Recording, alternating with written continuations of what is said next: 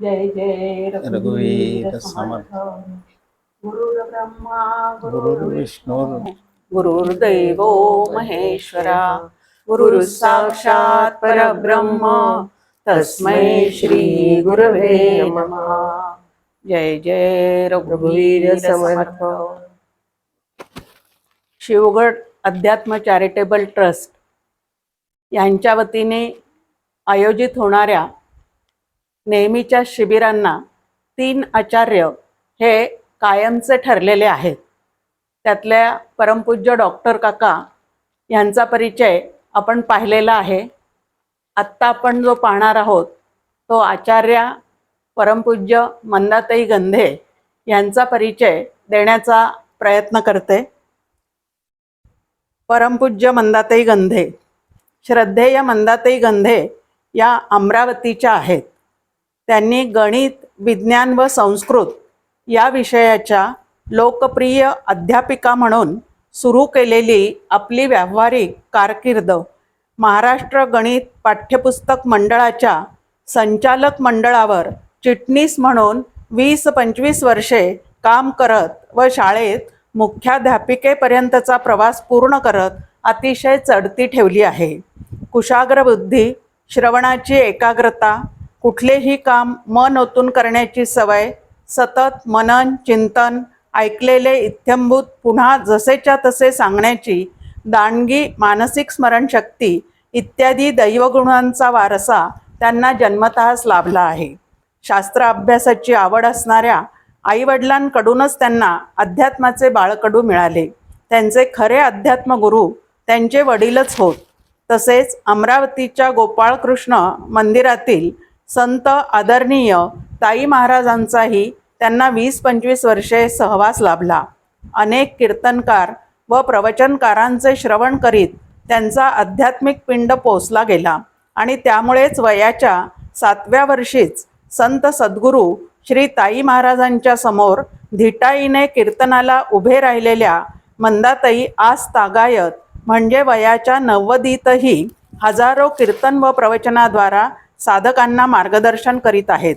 ब्रह्मसूत्रे, उपनिषदे व भगवद्गीता यासारखे कठीण विषयही त्या दृष्टांताच्या साह्याने अतिशय सुबोध करून सांगतात. भावाची उत्कटता, भक्तीची रसमयता आणि ज्ञानाची तेजस्विता या त्रिवेणी संगमातून त्यांची वाणी प्रवचन करते. त्यांचे सर्वच आचरण व सांगणे हे शास्त्रसंमत असते. सर्वांवर मातृवत प्रेम, देह बाधितानुवृत्ती व कमालीचे वैराग्य ही त्यांची प्रमुख वैशिष्ट्ये आहेत. अभ्यासपुस्तिका, विविध लेख व काव्य या माध्यमातूनही त्यांची लेखणी साधकांचे उद्बोधन करीत असते. सर्व संतांवर संस्कृतमध्ये गौरवगीत काव्य करून त्यांची महती त्यांनी गायली आहे. त्यांच्या काव्याचे वैशिष्ट्य म्हणजे शब्दांची अचूक व चपखल मांडणी व आशयपूर्णता ही आहेत. तर अशा या श्रद्धेय मंदाताईंविषयी सांगवीकर यांनी लिहिलेल्या कवितेतून या परिचयाला पूर्णविराम देते. परमपूज्य मंदाताईंना नमन. अत्यंत साधे राहणीमान, अद्वैताचे परिपूर्ण ज्ञान, सुंदर दृष्टांताची खाण, प्रवचन ऐकता विसरे भान. गीतार्थाचा पट उलगडला, जीवनाचा रंग उजळला, प्रेमरसाचा पाजुनी पान्हा, गीतेमधील त्या दावी कान्हा. नमो नमो त्या मेधावीला, नमो नमो त्या ऋतंभरेला, नमो नमो त्या सरस्वतीला, भागीरथाच्या मंदाकिनीला. जय जय रघुवीर समर्थ.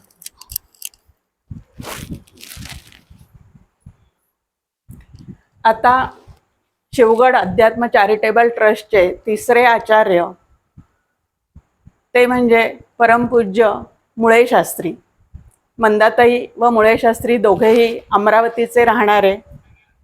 मुळे शास्त्रींना शास्त्री ही पदवी मंदाताईंनी दिलेली आहे असं त्यांच्याकडूनच मला कळलेलं आहे. अतिशय सुंदर, शांत, सौम्य अशा शब्दामध्ये वेदांताचं अद्वैत चिंतन ते अतिशय सुंदर पद्धतीने वेळोवेळी मांडत असतात. आणि येणाऱ्या साधकांनी कितीही प्रश्न त्यांना विचारले तरी न कंटाळता त्याचे उत्तर अगदी समर्पकपणे ते देतात, हा आमचा सगळ्यांचा अनुभव आहे. अत्यंत सुंदर पद्धतीने मंदाताईंसोबत प्रत्येक अभ्यास पुस्तिका ज्या शिबिरामध्ये जे विषय ठरलेला आहे त्याची जी अभ्यास पुस्तिका तयार करायची ती करत असताना मंदाताईंना त्यांनी बरोबरीने सहकार्य केलेले आहे. असे आमचे मुळे शास्त्री कायम आम्हाला काका आणि मंदाताईं इतकेच हवे असतात. जय जय रघुवीर समर्थ.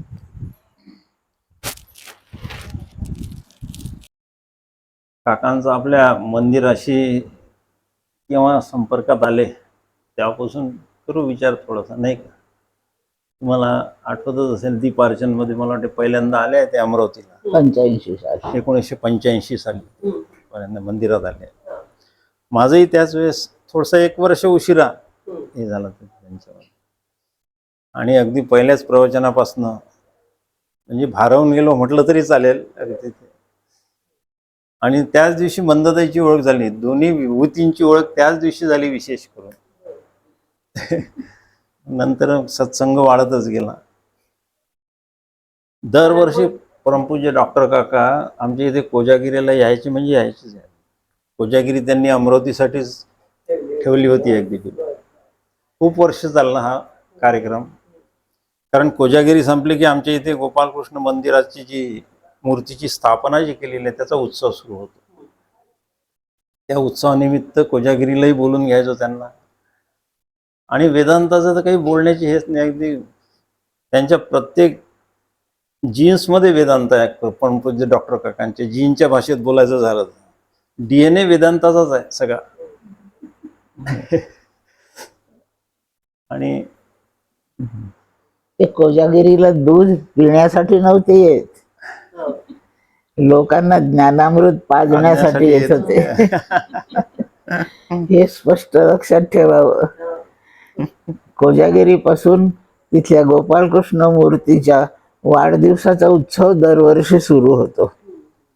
त्या उत्सवाला काका 7-8 वर्ष अगदी नियमित आले. त्याच्यामुळे ते आले तर मग कोजागिरीला 2 उत्सव असायचे. एक शरद पौर्णिमा म्हणून उत्सव आहे, दुसरा त्याच वेळेला ज्येष्ठ अपत्याचं निराजन औक्षण असतं.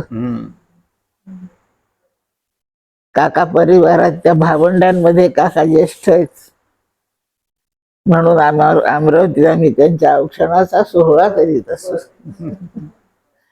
त्यानिमित्त काका परिवाराचे पुष्कळ 40 लोक आम्ही एकत्र जमायचं कोजागिरीच्या उत्सवाला. थोडस उद्बोधन होत असे. पहिला उद्बोधक म्हणजे डॉक्टर काका. आणि आता कसं आहे, मला कोणी बोल म्हटल्याशिवाय बोलायचं नाही, बोल कोण म्हणते वाटच पाहिजे. असं म्हणून काकांच्या पाठोपाठ पावलावर पाऊल टाकून आम्ही पण बोलायला शिकलो. आणि त्यांच्या सोबत बोलायला शिकलो तर आता लोक मला स्वतंत्रपणे बोलायला सांगतात. आठवायचं काका आजपर्यंत इतकं बोलले. अमरावतीला दरवर्षी 1-2दा आले म्हणजे 7-7 दिवस सकाळ सायंकाळ प्रवचन. इतकं भरपूर श्रवण त्यांच्या श्रीमुखाने आम्ही केलं आहे. प्रसंगी प्रसंगी ते त्यांचे वचन आठवत राहतात. एक वचन आठवलं तरी आम्ही त्याच्यावर मग 5-7 वाक्य बोलायचं की झालं आमचं प्रवचन. आम्हाला प्रवचनाचं मुख्य भांडवल एका वाक्यात जरी आठवलं तरी मग आता इतके वर्ष लौकिक शिक्षण घेतलं, शिकवण्याचाच व्यवसाय केला, तर 2-4 वाक्य मनाने बोलता येऊ लागले, एवढंच काय ते. अशी स्वतंत्रपणे एक खूप अभ्यास करून काकांच्या बरोबरीने आम्ही काही वक्ता बनलो आहोत अशातला भाग नाही.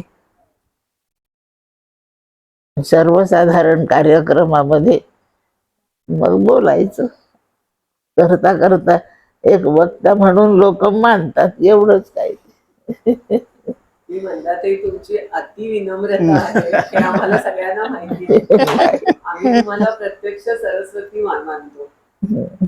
आणि तुम्ही शिक्षिका असल्यामुळे एक शब्द जरी मिळाला तरी नाही, त्याच्यावर एक तास बोलता येतं. त्याच्यावर 10 शब्द आहेच. बोलता येतात. अगदी अगदी पण ते असं नुसतं तेवढं नाहीये, त्याच्या मागे भरपूर काही काही आहे. 18 वर्षापासून वडिलांनी वेद शिकवले. आणि मी निर्दोष त्याच्याबद्दल बोलते की नाही, शास्त्र शुद्ध आहे की नाही, त्याच्यात काय गडबड झाली का, काही सदोष आहे का, याची खात्री करायला माझ्या शेजारी मुळे शास्त्री माझ्या डोक्यात मला काय सांगू का, परमपूज्य डॉक्टर काकांचं आणि मंदताईची हे एक फार हे आहे की ते समोरच्याला बरोबर त्याच्या अंतःकरणात असलेलं जे काही जिज्ञासा आहे ती जिज्ञासा जागृत करून त्याला बोलतं करतात. आम्हाला बोलायला सांगायचे मंदताई. म्हणजे कोजागिरी पौर्णिमेच्या दिवशी तुम्हाला सांगतो, 10:30 11 11:30ला दूध पिणं झाल्यानंतर प्रवचन करायला लावायचे आम्हाला.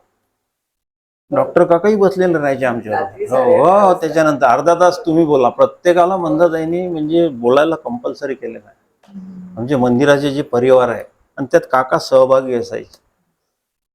आणि आल्यानंतर ज्या दिवशी समजा नाही बोलायचं, कारण कोजागिरी काही नेहमी नसते, तर मग आम्ही स्वतः जायचो ते जिथे उतरले आहेत तिथे त्यांच्याकडे. साधारणतः वाळवेकर किंवा डांगेंकडे राहायचे ते. आणि मग 10 नंतर बसून त्यांच्याशी आम्ही सगळ्या वेदांताची चर्चा करायचो. ते आठवतात तो दिवस अगदी छान. काकांची शारीरिक मजबूती, मानसिक मजबूती, बौद्धिक मजबूती ह्या आम्ही अनुभवल्या हा, आहेत. अगदी. ते किती भक्कम.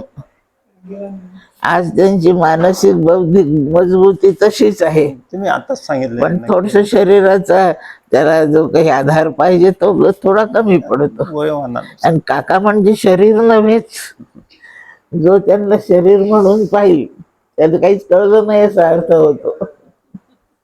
त्यांच्या तत्वज्ञानाची खोली इतकी आहे, तुम्हाला सांगतो की त्यांनी उच्चारलेले जर प्रत्येक वाक्याचं आपण चिंतन केलं तर तुम्ही आपोआपच तुमचे विचार त्या अद्वैत तत्वज्ञानाकडे जातात, आपोआप जातात. अगदी मुळातच आहेत अगदी.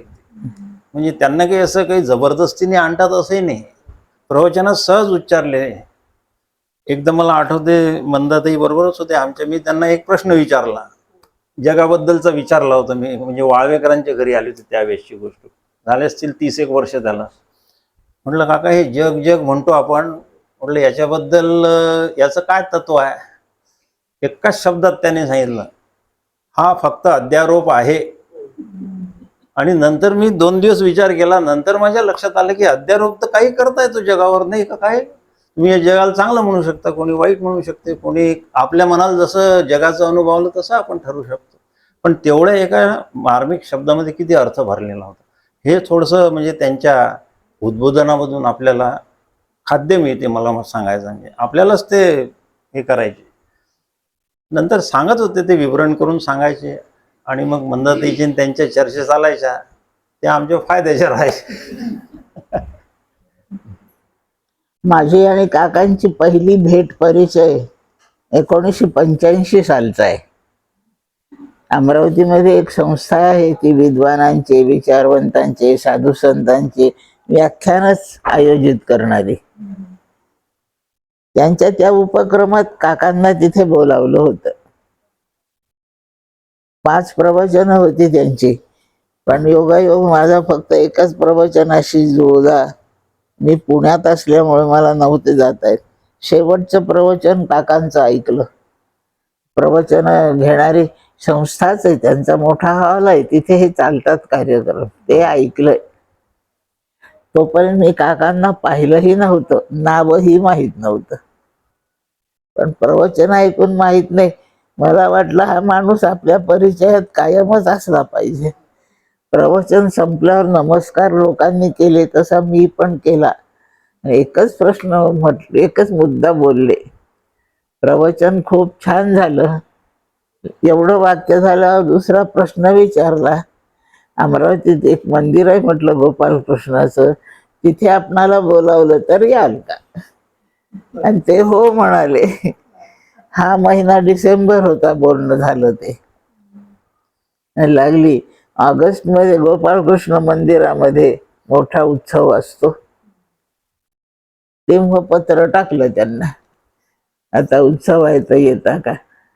आणि हो, मान सन्मान, आपल्या एकूण ज्ञानाची, सगळ्या वैभवाची कोणतीही आढ्यता नसलेला संत पाहायचा तो काका पाहत जा, बस. कोणाला आठवू नका आणि पाहू नका. आमच्या 2 ओळीच्या विनंतीला मान देऊन आले. त्यांची कशी व्यवस्था करायची आम्हाला काही माहित नव्हतं. आम्हाला समजेल तशी एका घरी व्यवस्था केली. प्रवचन फार छान झाले. लागली दुसऱ्या उत्सवाला. आमचं पत्र तयारच आहे. आणि ते 1985 सालाच्या उत्सवाला जे अमरावतीत आले तेव्हापासून येतच राहिले. सलग 25 वर्षे. त्यातली 12-15 वर्ष रोज सकाळ संध्याकाळ प्रवचन आहे. त्यानंतर मग एक वेळा करायला लागले, त्या वर्षी कारण फार डिमांड वाढली ना काकांची. त्याच्यामुळे ते आमच्या वाट्याला कमी येऊ लागले. आणि आम्ही ते घेऊन त्यांची 25 वर्ष झाली म्हणून काकांच्या अमरावती मंदिरातल्या आगमनाची सिल्वर जुबिली साजरी केली. नॉन स्टॉप सगळं इतकं. आणि आता 2020 सालानंतर मात्र अमरावतीला अजून आले नाहीत. आता तोपर्यंत येतच राहिले. 1-2 वर्षाचा खाडा होत गेला. अमरावतीचा गोपाळकृष्ण त्यांना खूप आवडतो. काकांच्या ज्ञानामुळे तर ते आम्हाला आवडतात, पण त्यांना गोपाळकृष्ण आवडतो म्हणून काका आम्हाला दुप्पट आवडतात. असा हा खूप मधुर संबंध आहे आम्हा लोकांचा. एकटी मी नाही त्याच्यात, अमरावतीचा आमचा सगळा परिवार असाच आहे. आम्हाला पुष्कळ ऐकायला मिळालं, त्यांच्याकडून शिकायला मिळालं. अजूनही आम्ही सदोष आहोत, पण निदान 5-10 दोष तरी आमच्या काकांच्या संघामध्ये नाहीसे झाले. पहिला अभ्यास वर्ग त्यांनी सजेशन केलं होतं. 1994 साली पहिला अभ्यास वर्ग घेतला. ते गुळाचा काय होता तो आपला इथे कारखाना होता, इथे एक होता, त्याच्यामध्ये पहिला घेतला होता आपण. कुऱ्हाड होता तिथे. 94 साली गोष्ट आहे. तेव्हापासून जवळजवळ दरवर्षीच अभ्यास वर्ग होत गेले. खूप अभ्यास पहिलं शिबिर तेव्हा झालं 1994 मध्ये इथे गुऱ्हाळाच्या त्या जागेमध्ये मला मी होतच ना वर्गामध्ये. काकांचा आणि माझा संबंध ते गुरु मी शिष्य अनुग्रहित अशा प्रकारचा नाही आहे. त्याच्यामुळे आमच्या दोघांच्या संबंधाला थोडीशी मैत्रीची झालर आहे. म्हणून बाकीचे अनुग्रहित तेवढ्या धिटाईने नाही बोलू शकत जेवढ्या धिटाईने काकांशी मी बोलते. आणि आमचं बोलणं असं पब्लिक असतं, खाजगी काही नाही आम्हाला. आणि आम्ही जे बोलतो मैत्रीच्या नात्यामध्ये सगळे अनुग्रहित समाज सगळं एन्जॉय करीत राहतं. आम्ही दोघं बोलत बसले की गर्दीच भोवती बसते. आता हे दोघं काय बोलताय.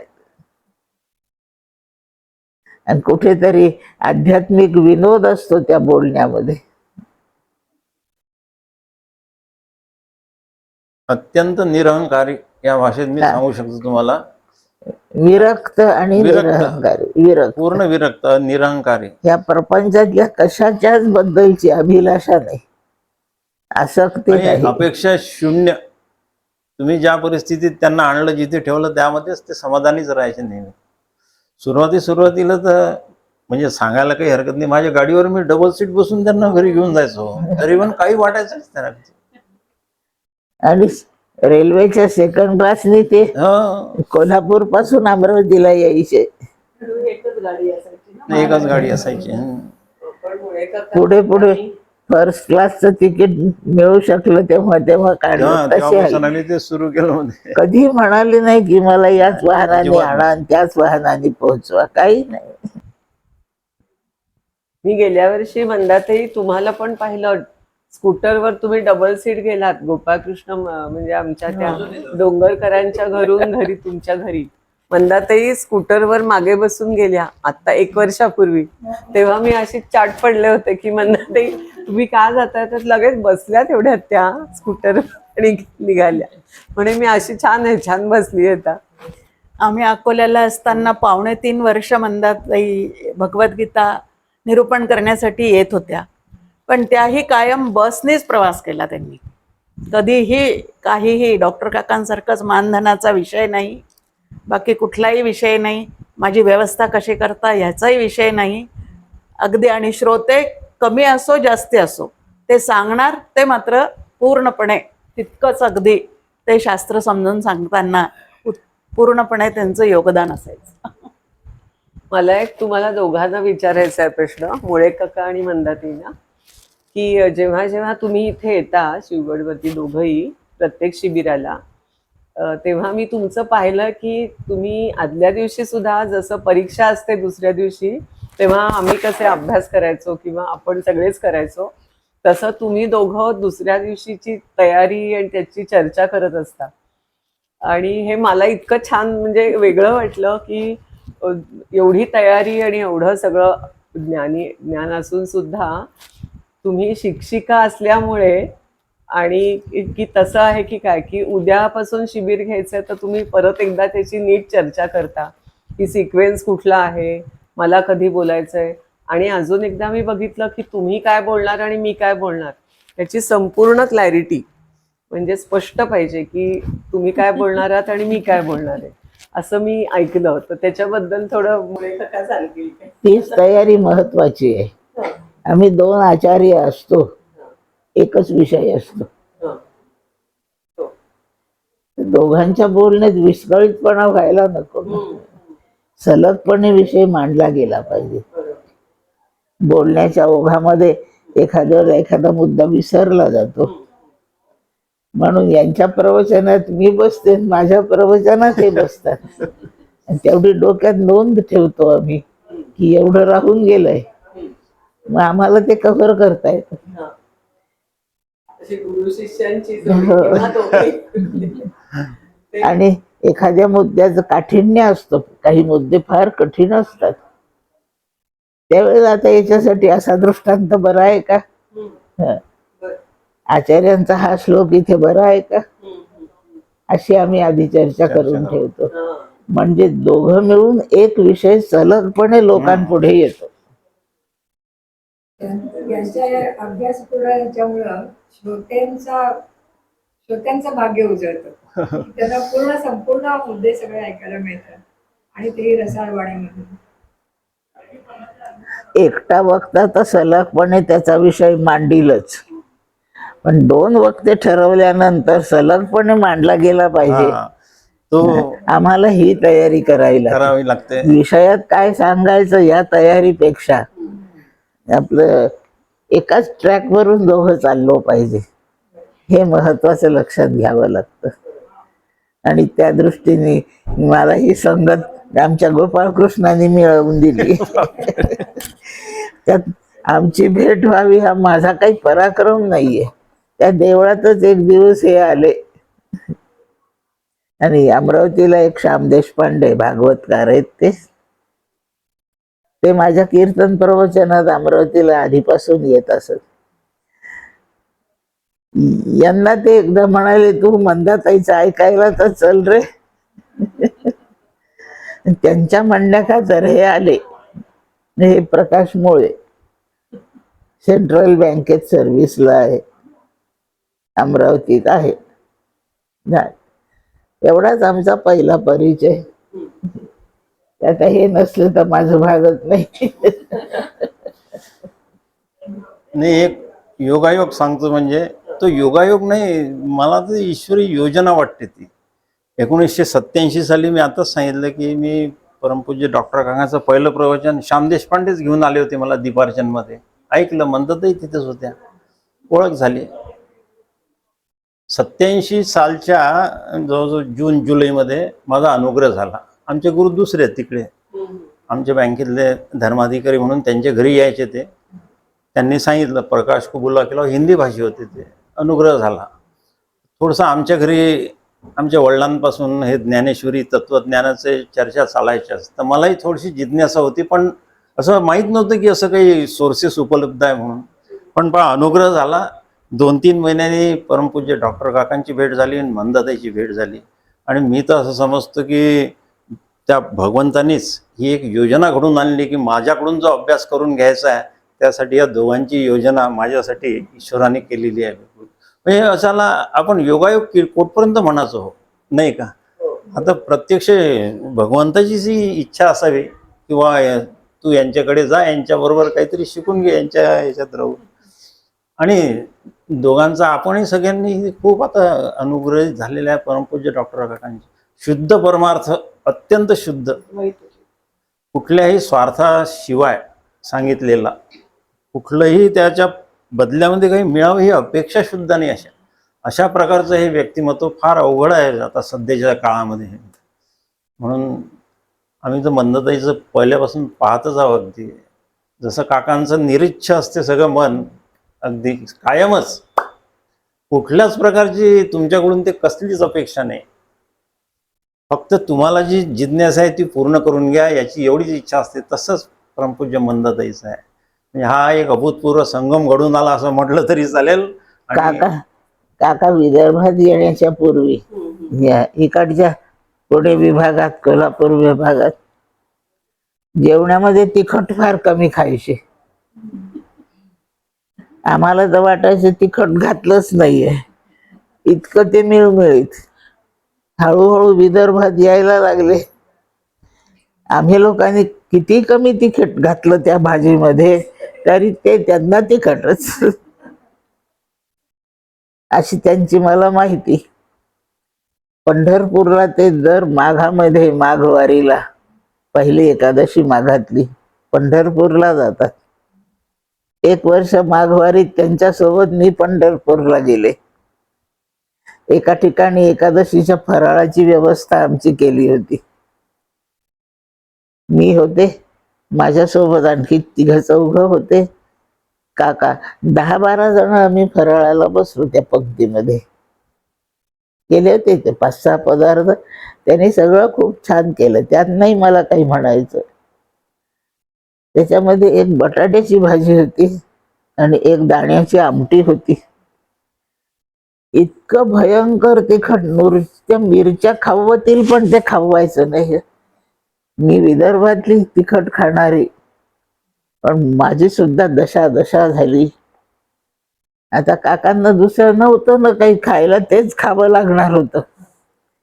एका शब्दाने म्हणाले नाही हे तिखट झाले, ते खात होते. 5-6 घास खाल्ल्यानंतर मी त्या वाढणाऱ्यांना म्हटलं, एका वाटीमध्ये तुम्ही दूध आणा. आणि काकांना भगरीच्या सोबत ते मी दूध देवलं. मला मुद्दा तो नाही सांगायचा, मला सांगायचा एवढं प्रतिकूल ते तिखट, पण एका शब्दाने बोलले नाही. प्रपंच इतका विरोधी गेला, दाहक असला तरी सहन करण्याची एक ताकद असते, ती ध्यानातच ठेवली पाहिजे. काकांकडून अभ्यास, मी म्हणते भगवद्गीता शिकणं सोपं आहे, हे शिकणं फार कठीण आहे. भगवद्गीता, मला बुद्धी बरी असली तर 2 पुस्तकं वाचून मी विद्वान होईल. पण काका नुसत्या त्या भगवद्गीतेच्या ज्ञानामुळे नाही, एवढे त्यांचं संत जीवनाचे सगळे पैलू प्रकट आहेत. असा तो माणूस आपण ओळखला तर काका ओळखले. असं स्थितप्रज्ञाच्या सगळ्या व्याख्या लागू पडतात. काका तुम्ही प्रवचन खूप छान केले, यात नाही काका.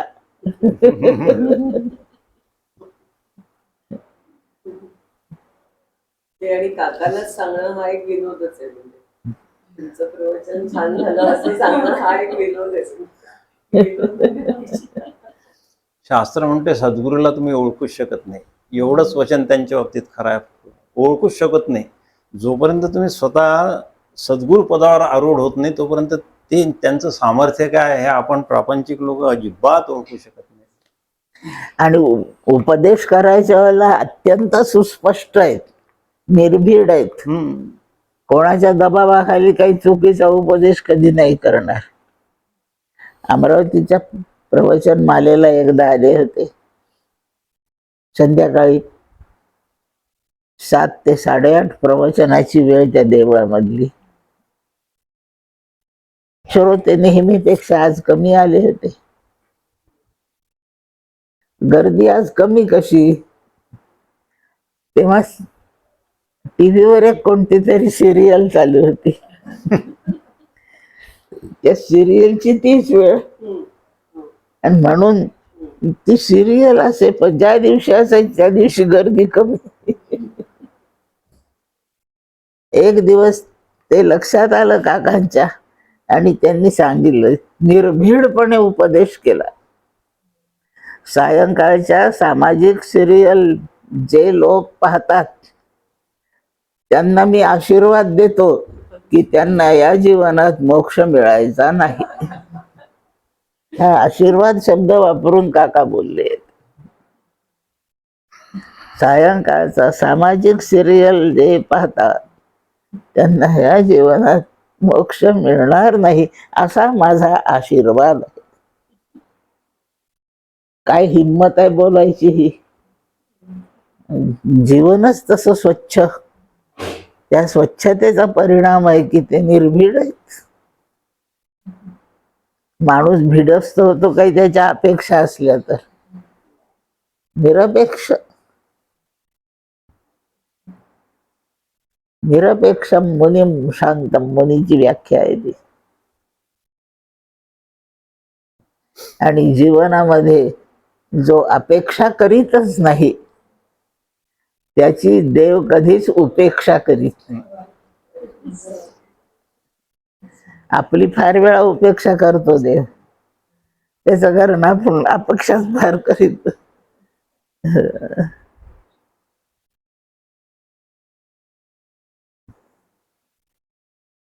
असे आमचे काका आहेत.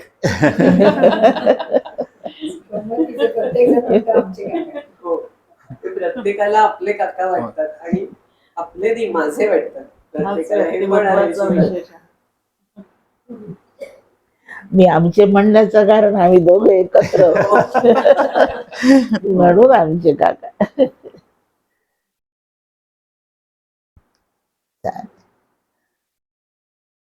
तत्वज्ञानाची सुस्पष्टता, निसंदिग्ध, त्यात काही कळायला 1-2 बारकावे शिल्लक राहिले असं काही नाही. ती सांगण्याची हातवटी.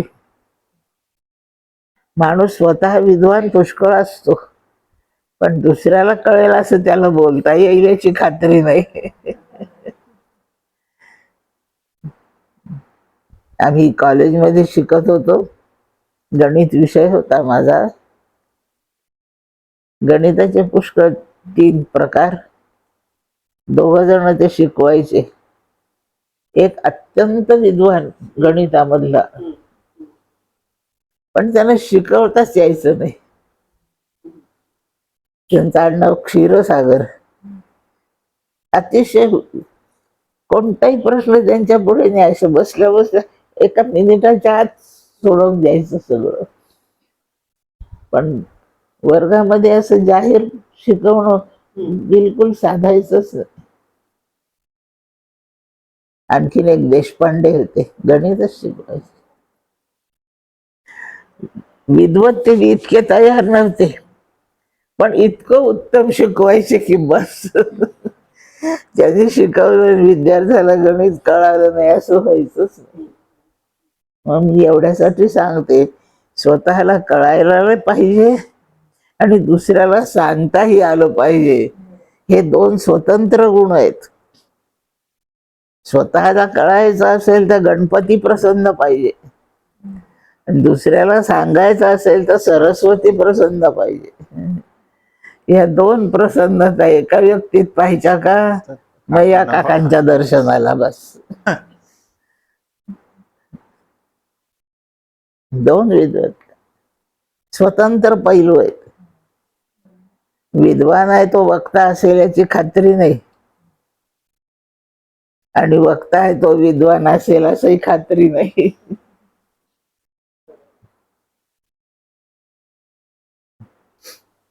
आता तुम्ही काही विचारा तर उत्तर सांगतो.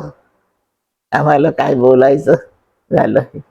शिवगड अध्यात्म चॅरिटेबल ट्रस्ट तर्फे देव माझा या संचालकांचे मनापासून या ठिकाणी ऋण व्यक्त आभार करते. मानतो. हो. कारण अनेक ठिकाणी शिवगडचं कार्य या निमित्ताने पोहोचवण्याचा जो प्रयत्न आहे तो फार सुंदर पद्धतीने ते करत आहेत. जय जय रघुवीर समर्थ. छान अनुभव सांगायचा तर कधीच काका कुणासमोर दुसऱ्याबद्दल बोलत नाहीत. हा असा तो तसा, ह्यानी केलेला पदार्थ छान होता, तिला चहा चांगला जमला, तू हे पदार्थ छान, असं काका कधीच म्हणत नाहीत. आणि जो समोर येतो त्याला पूर्ण न्याय देता येणं हेही त्यांच्याबरोबर आम्हाला खूप शिकायला मिळतं. अतिशय शांत, म्हणजे आतनं काका म्हणतात तसं लाट होता का, म्हणजे तरंग उमटला तरी चालेल पण लाट होता कामा नये, हे त्यांच्याबरोबर राहून त्यांच्याकडनं आम्हाला खूप शिकता येतं.